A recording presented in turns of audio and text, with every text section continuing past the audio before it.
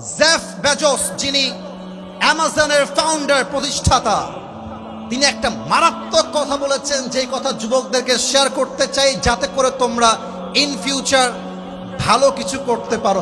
Jeff Bezos বললেন, মাথার যে স্ট্রেস কিংবা টেনশন, এটা কঠোর পরিশ্রম করলে আসে না, বরং যেই কাজ তুমি করতে পারো ওই কাজ রাইট টাইমে করতে না পারলেই তুমি টেনশন ভোগ করবা। দেখেন তো, আজকে আপনার বয়স 30 হয়ে গিয়েছে, আপনি ভাবছেন, ইস যদি আমি আমার ব্যবসা 20 বছর থেকে শুরু করতাম। কথা ভুল বললাম না ঠিক বললাম? বলেন বলেন বলেন।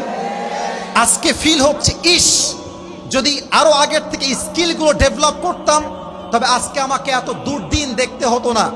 অতএব মাথায় রাখতে হবে, পুরুষের পরিচয় তার চেহারার মধ্যে নেই, পুরুষের পরিচয় তার বডির মধ্যে নেই, পুরুষের পরিচয় টাকা ভর্তি পকেট। পুরুষ সবার কাছে দামি, টাকা নাই, পুরুষের সমাজে 2 পয়সা কোনো মূল্য নাই, ঠিক কিনা বলেন?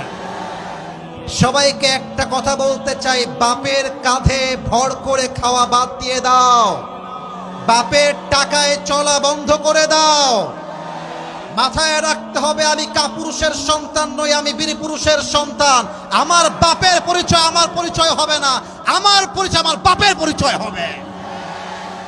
আর একটা কথা বাস্তবে বলেই ফেলি, হয়তো বা অনেকে আমার সঙ্গে দ্বিমত পোষণ করতে পারেন। মাথায় রাখবেন, নারীর সৌন্দর্যের দাম আছে, পুরুষের সৌন্দর্যের দাম নাই যদি তার যোগ্যতা না থাকে। পুরুষের আসল পরিচয় তার চেহারায় নয়, পুরুষের আসল পরিচয় তার বডিতে নয়, পুরুষের আসল পরিচয় তার টাকার মধ্যে লুকিয়ে আছে। যুবক ভাইরা, টাকা থাকবে তো টাকলার সঙ্গেও মেয়েকে বাবা বিয়ের পিড়িতে বসায় দিবে, আর টাকা না থাকলে তাকড়া যুবককেও মেয়ের বাপ চোখ তুলে তাকাতে চায় না। যুবক ভাইরা, আমি তো কথাটা জোরে শুনতে চেয়েছিলাম, কথা ভুল বললাম না ঠিক বললাম? বলো বলো বলো বলো বলো। অনেক বাবা বলে, তুই নিজের পায়ে দাঁড়িয়ে বিয়ে কর।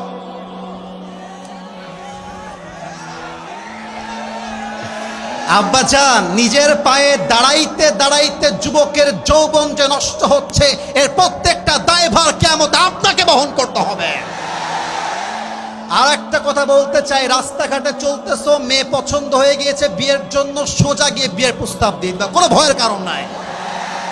এখন বলবেন, হুজুর আপনি কি এই মাহফিলে শুধু বিয়ের ওয়াজ করতে আসছেন? No no no no no, the time is coming, আমি তাফসীর করব। Let me give you an example, একটা উদাহরণ দিচ্ছি। রাস্তায় মেয়ে দেখেছো, হারাম প্রেমের জন্য নয়, হালাল বিয়ের জন্য প্রস্তাব দিবা। অপশন 2টা, হয় মেয়েটা অ্যাকসেপ্ট করবে, যদি অ্যাকসেপ্ট করে তাহলে তো মাশাআল্লাহ, শাদি মুবারক।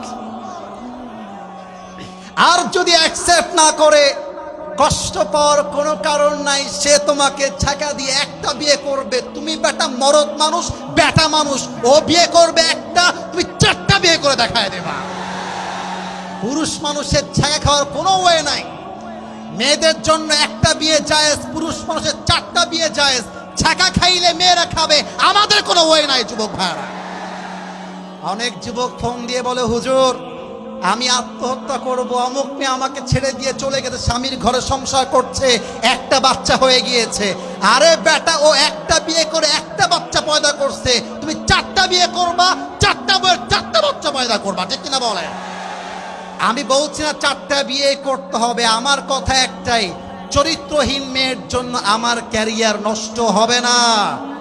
আমাকে আমার বাবার মুখ উজ্জ্বল করতে হবে, আমাকে আমার মায়ের মুখ উজ্জ্বল করতে হবে। আমার বউ তো সে হবে না যে টিকটক করে বেড়ায়, আমার বউ তো সে হবে যে উলঙ্গ হয়ে রাস্তাঘাটে নেচে বেড়ায়। আমার বউ হবে সেই বউ যে ফাতেমার চরিত্রে চরিত্রবান হবে, ঠিক কিনা বলে? ভাই আপনি আমার কথা রাগ টাগ করছেন না তো?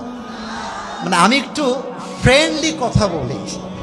আমি ভাবি যে আমার সামনে যারা বসে আছে এরা হয়তো বা আমার রক্তের আপন কেউ নয়, তবে মাঝে মাঝে রক্তের সম্পর্কের চাইতে বন্ধুত্বের সম্পর্ক অনেক বেশি দামি হয়। যুবক ভাই, ইভেন আপনারা অবাক হয়ে যাবেন, মাঝে মাঝে রক্তের চাচা বেঈমানি করে, রক্তের আপন মামা মায়ের সম্পত্তি মেরে খায়, বাট কলিজার বন্ধু আমাদের সঙ্গে বেঈমানি করে না, ঠিক কিনা বলেন?